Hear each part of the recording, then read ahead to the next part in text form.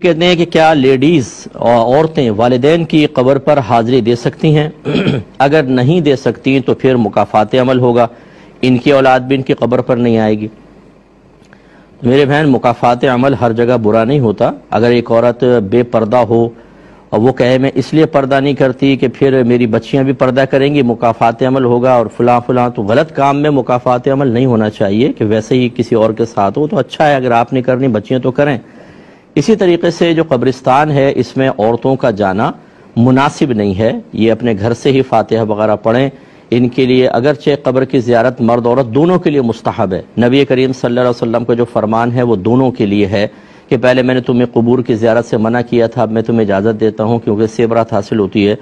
لیکن فقہاء اسلام نے فرمایا کہ عورتوں کے لیے قبرستان جانا مناسب نہیں ہے، کیونکہ گھر سے باہر نکلیں گی اس کے لیے بے پردہ یا جائیں گی، یہ بھی مسئلہ، پھر وہاں جا کے جزع و فضع کرتی ہیں، رونا پیٹنا کرتی ہیں، غم تازہ کرتی ہیں، اس لیے بہتر یہ ہے کہ یہ اپنے گھر سے ہی فاتحہ پڑھیں۔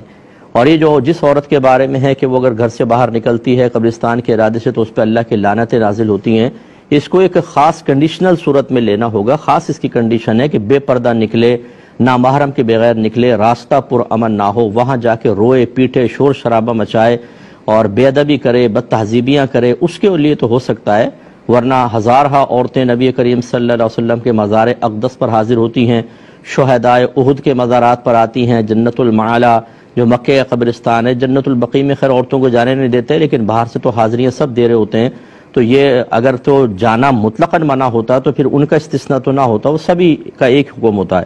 خلاصہ کلام یہ ہے کہ بہن نہ جائیں۔ کبھی ایسا ہو کہ آپ قریب سے گزر رہی ہیں تو باہر سے کھڑے ہو کے بس سلام کر دیا اور آپ نے دعا مانگ لی، اتنا ہی کافی ہے۔ یہ یاد رکھیں کہ آپ اگر گھر سے کچھ حصال ثواب کرتے ہیں وہ بالکل ان تک پہنچتا ہے اور ان کو پتہ ہوتا ہے کس نے کیا،